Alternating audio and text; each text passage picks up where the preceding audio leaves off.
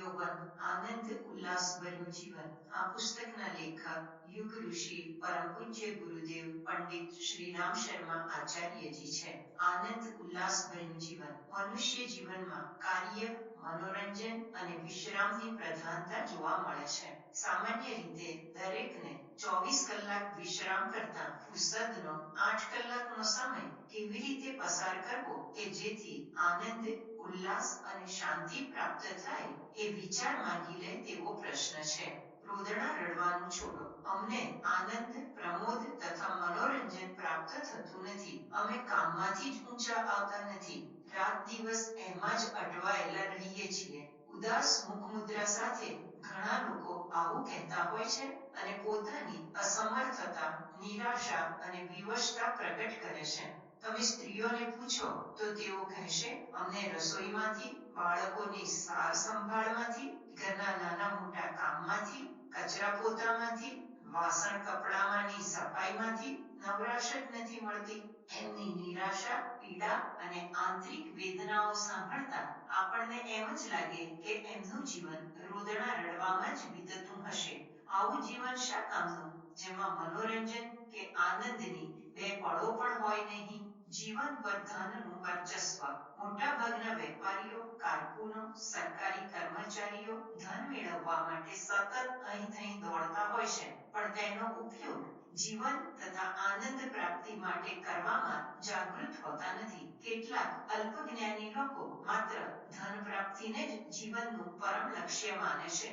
ધન એમના જીવન ઉપર વર્ચસ્વ જમાવીને બેઠું છે. એ જ એમની અસંખ્ય સાંસારિક ચિંતાઓનું કારણ બની ગયું છે, જેણે એમના આનંદ ઉલ્લાસને વિલુપ્ત કરી દીધા છે. આપણે એ ન ભૂલીએ કે ધનનો ઉપયોગ જીવન માટે છે. જીવન ધનથી ઊંચું છે, મહાન છે. આપણે ધનને એટલી સ્વતંત્રતા આપીએ નહીં કે એ આપણા જીવન પર ચડી બેસે અને એમાં ચિંતા, વ્યગ્રતા ભરી દે. જીવન ધનથી ઉચ્ચતર હોવાથી એની પ્રાપ્તિમાં પ્રમાણભાન હોવું જોઈએ. ન્યાયપૂર્ણ આવશ્યકતાઓની પૂર્તિ થાય અને વિકાસ રૂંધાઈ જાય નહીં, એટલી જ ધનની આવશ્યકતા છે. એનાથી વધુ સંગ્રહ કરવા કે અતિ ધનવાન બનવા માટે જીવન જેવા મહાન દૈવી તત્વને નષ્ટ થવા ન દેવાય. જ્યારે આપણી આવશ્યકતાઓ પૂરી થાય, એટલું ધન પ્રાપ્ત થાય, ત્યારે તેનો ઉપયોગ આનંદ પ્રાપ્તિ માટે કરવો જોઈએ. આનંદ તત્વની આરાધના. જીવનનું પ્રધાન લક્ષ્ય આનંદ પ્રાપ્તિ છે.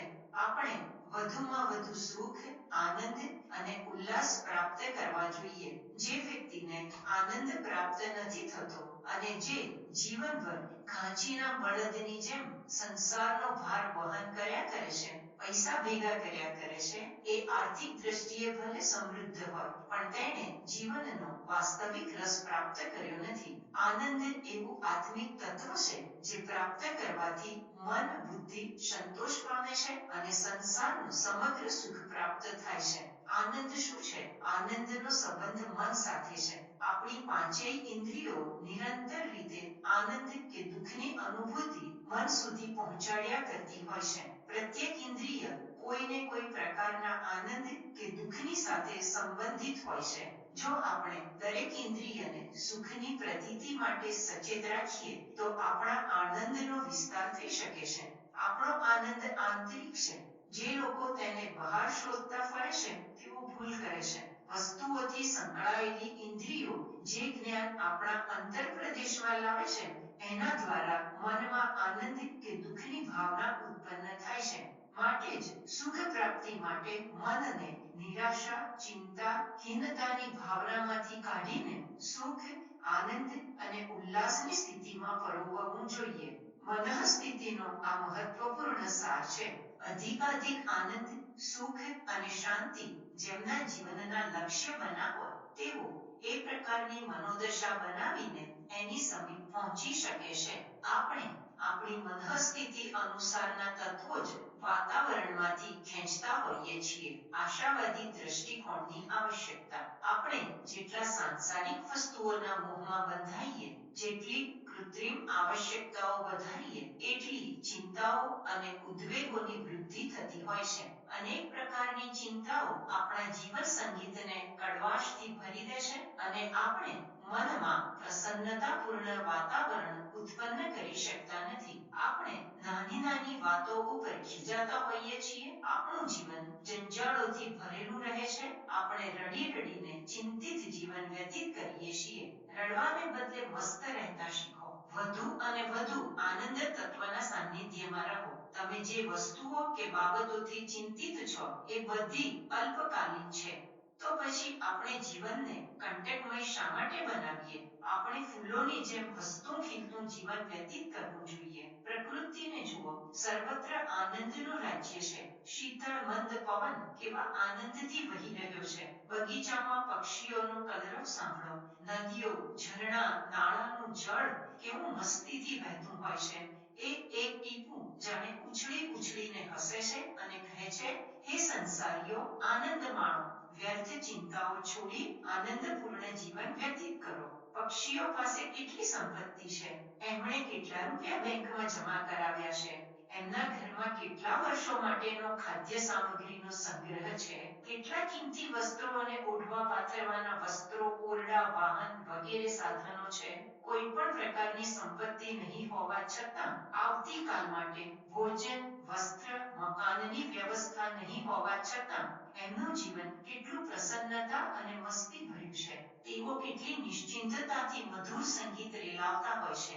મોર કેવો નિશ્ચિંત થઈને વિભિન્ન કળાઓ કરતો હોય છે. 15-20 મિનિટ ચાલતું આ નૃત્ય એ એની આનંદ સાગરમાં ડૂબકી ગણી શકાય. એ વખતે એને બાળકોની ચિંતા હોતી નથી કે સાંસારિક પ્રપંચોની મૂંઝવણ પણ હોતી નથી.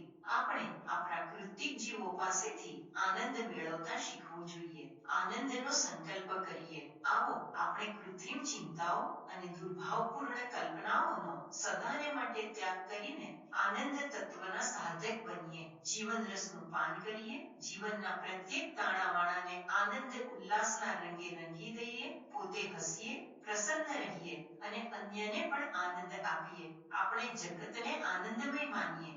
જો આપણે જીવન વિશેનો તુચ્છ દ્રષ્ટિકોણ ત્યાગીને આ જગત આનંદમય છે એવી ભાવના સેવીએ તો આપણા દુઃખો, પીડાઓ અને વ્યર્થ ચિંતાઓ થોડા સમયમાં જ સમાપ્ત થઈ જશે. આપણી ચિત્તવૃત્તિઓ સચ્ચિત અને આનંદ સ્વરૂપમાં એકાગ્ર થઈ જશે અને કલ્પિત દુઃખો અને ક્લેશો સમાપ્ત થઈ જશે. જે વ્યક્તિ પોતાના સચ્ચિદાનંદ સ્વરૂપમાં સ્થિર થઈ ગઈ છે એ ધન્ય છે. એ અજ્ઞાનના અંધકારમાંથી નીકળી ઉત્સાહ, આનંદ અને પ્રકાશમાં આવી ગઈ છે.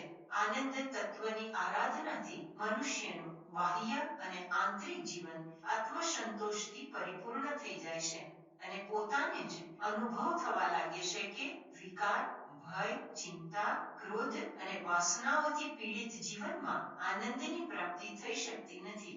ભૌતિક ઐશ્વર્ય, રૂપિયા, પૈસા, પ્રભુત્વ પ્રાપ્ત થવાથી આત્મસંતોષ મળતો નથી. ભૌતિક ઐશ્વર્ય, રૂપિયા, પૈસા પ્રાપ્ત થવાથી આત્મસંતોષ મળતો નથી.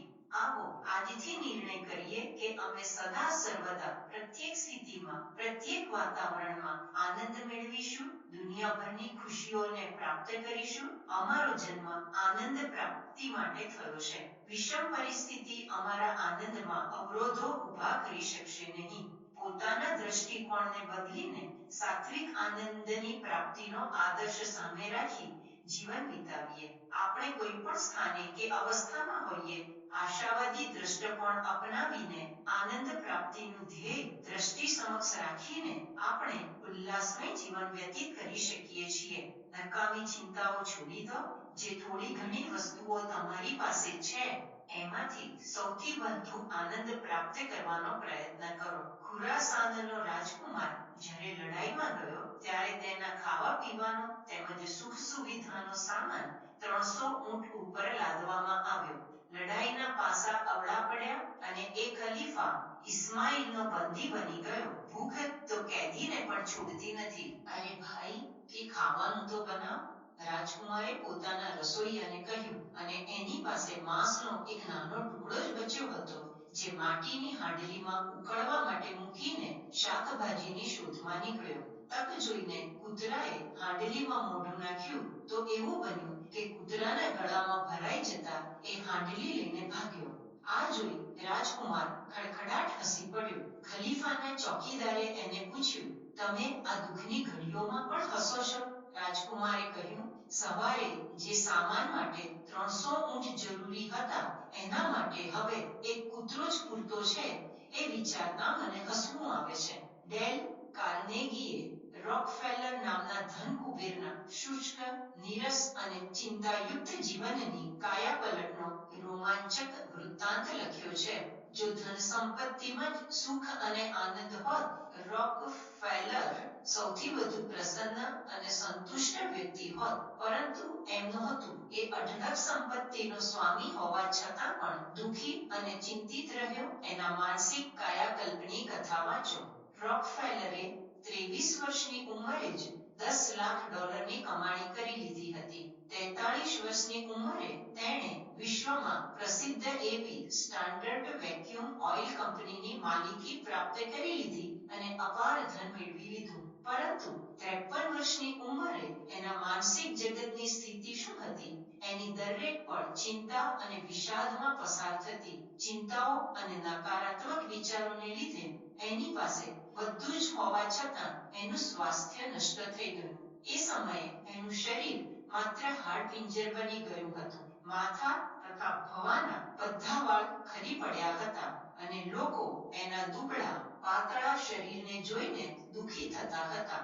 શરૂઆતમાં એનું શરીર હુષ્ટપૃષ્ટ અને તંદુરસ્ત હતું. ઉન્મુક્ત વાયુ અને હરિયાળા ખેતરોની સ્વચ્છંદતાથી વિકસાયેલું હતું. શરીર પુષ્ટ હતું. ખભા ઊંચા કરી કમર સીધી કરીને મસ્તીની ચાલથી ચાલનાર એ 53 વર્ષે તો જર્જરિત થઈ ગયો હતો. દિવસ રાત કામનો બોજો, કારખાનાની ચિંતા, નિંદાનો બોજો અને કોઈ પણ પ્રકારના વ્યાયામ, વિશ્રામ કે મનોરંજનના અભાવે એનું શરીર ઘસાઈ ગયું હતું. એક મહાન ધનવાન હોવા છતાં પણ એ મૃતઃપાય થઈ ગયો હતો.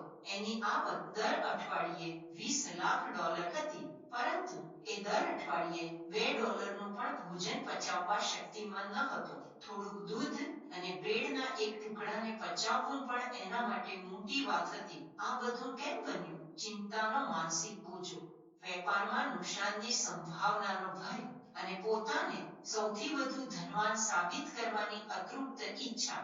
આ બધા વ્યર્થ ભારને લીધે તેનું શરીર શુકાતું ચાલ્યું. 23 વર્ષની ઉંમરે જ આ દિશામાં ફક્ત એક ધ્યાન અને એક શું પૈસા કમાવા પોતાનું ધ્યાન કેન્દ્રિત કર્યું. એને બીજા કોઈ પણ કાર્ય કરતા કોઈ સોદામાં સફળતા મળે તો વધુ આનંદ મળતો. જરાક પણ નુકસાન થાય તો એ હતાશ થઈ જતો. આ બધામાં ડેલ કાર્નેગીએ રોચક ઘટના વર્ણવી છે.